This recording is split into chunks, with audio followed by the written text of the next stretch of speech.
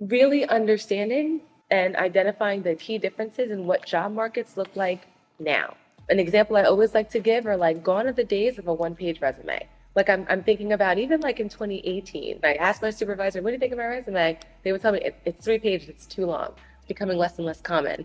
Career changes are common nowadays. Like before, like once you picked it, it's like, oh man, I should have never took that one class when I was 19 because now I have to do this for the next 40, 50 years. My mom, who was a career nurse for almost 40 years, got her real estate license. No one fell off their chair when I said that. They were like, oh, okay, cool.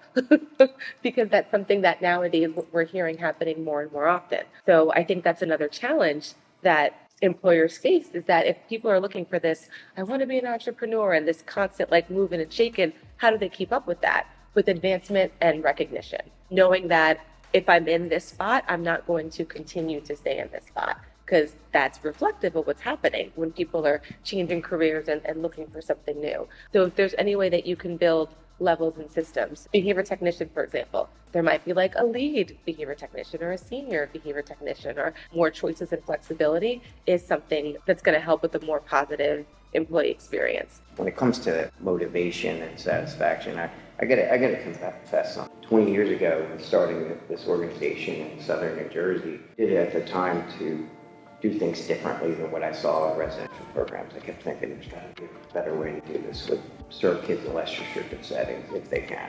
And then the other thing was just, my family were struggling for money, so figured those two things, to do things differently and then to earn better money than what I was earning, is why I started 20 years ago. The reason this ties into this, the reason I think that we've been able to be sustainable for 20 years and hopefully another 20 is because what I did is I found my passion, and it's helping shape and put the resources behind somebody when they get that look in their eyes and they're following their passion at work. So, they're creating a scalable system in an organization in a state that sounded like it was too hard to do, or in another country, or in a different region, and then there's something about it that gets my juices flowing when you see the look in someone's eye and they love what they're doing.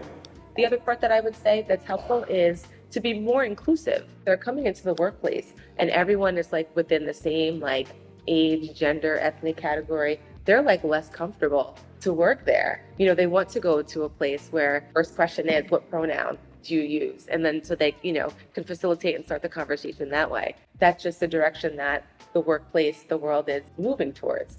Making sure that we're embracing cultural differences and really having that diversity in the workplace is also a good opportunity to make it more positive for employees.